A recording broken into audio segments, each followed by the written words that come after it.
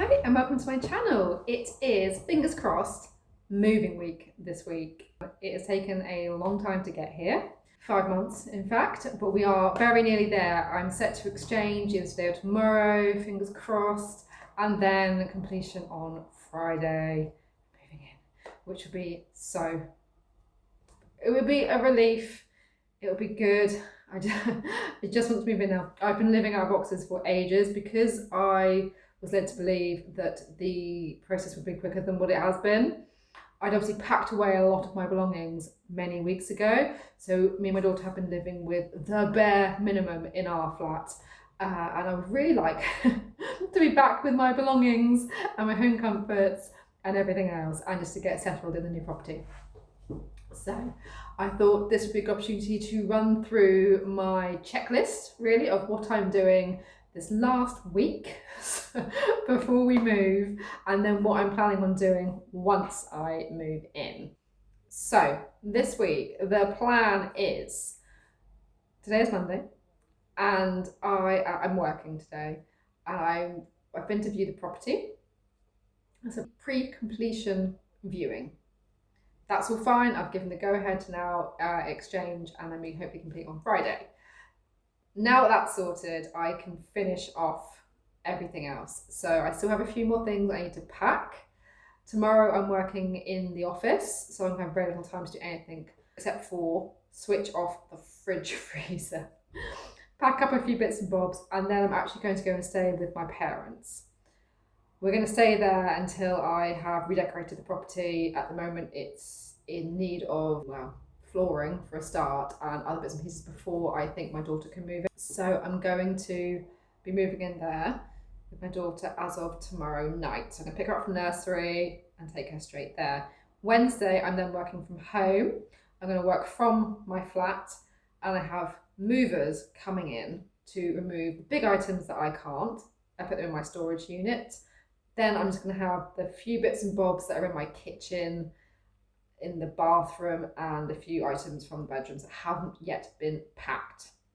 Thursday, I then have my daughter. We're going to have a mummy-daughter day just because everything's going to be so hectic in the run up to the completion, and then next week with decorating. So I want a day of just me and her. We're going to go out, do an activity, and then I'm going to come back in the afternoon and just pack up the last few bits and pieces of ours, take them to the storage unit, and do a last minute clean. Friday morning, I'm then going to come in. I'm going to take all the curtains down, so I'm keeping the curtains up so it looks like someone is still here, even though from Tuesday we'll be at my parents'. Take all the curtains down, hopefully complete, hand over the keys. I don't know who I'm handing the keys over to. No one's told me that bit. I'm going to hand the keys over and then hopefully get my keys for my new property Friday afternoon. And I'm going to take all my cleaning products to the new house, and yeah, then the cleaning and the decorating begins. What I also need to do is check that all my funds are in the right bank account, ready to go across. I need to sort out my post redirection. I need to contact my council to sort out my council tax, and once my council tax is sorted, I can then get my parking permit, because my new house hasn't got off-site parking. It's on-road parking. I need a parking permit for that, so I need to sort that out kind of straight away so that I can park outside my property. I've got carpet fitters already booked to come in and measure at the weekend, so I can then order my carpet and get that laid before me and my daughter properly move in. I will then also need to rebook movers to move my stuff from the storage unit into my flat. Again, only the big items. All the small bits I will do to and from, saving me quite a bit of money because movers are expensive. I did not realise quite how expensive they are. I definitely think having a storage unit is actually a cheaper option. I've moved majority of stuff with them myself. I just need them to move big items that won't fit in my car, like mattress, bed, wardrobe, things like that, bookcase.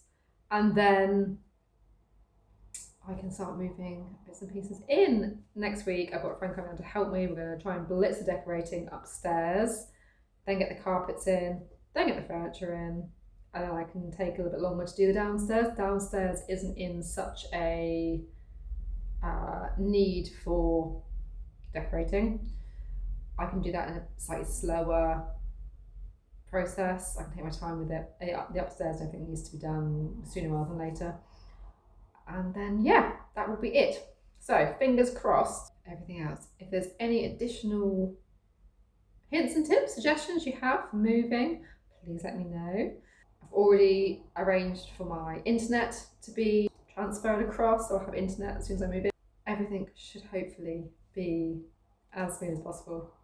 I hope, because this has been a long time coming, this process has taken so long.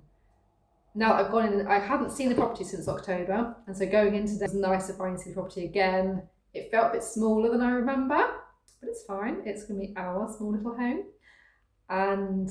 But the garden was beautifully sunny. Where I currently live, my garden gets no sunshine, and even in the height of summer, it can feel really, really cold. And it's also a bit of a wind tunnel along this road, so you get constant cold. Nothing survives on my patio unless it's a hosta, because everything is so shaded. So to have a garden that was in full sunshine in the afternoon feels really nice. So I'm really looking forward to that. So yeah, hopefully the next video will be that I have moved in, fingers crossed, and I will do a little tour of the new home and the new garden, which I can't wait. So yeah, that's my plan for the week that I'm moving. Hopefully you take some inspo from that.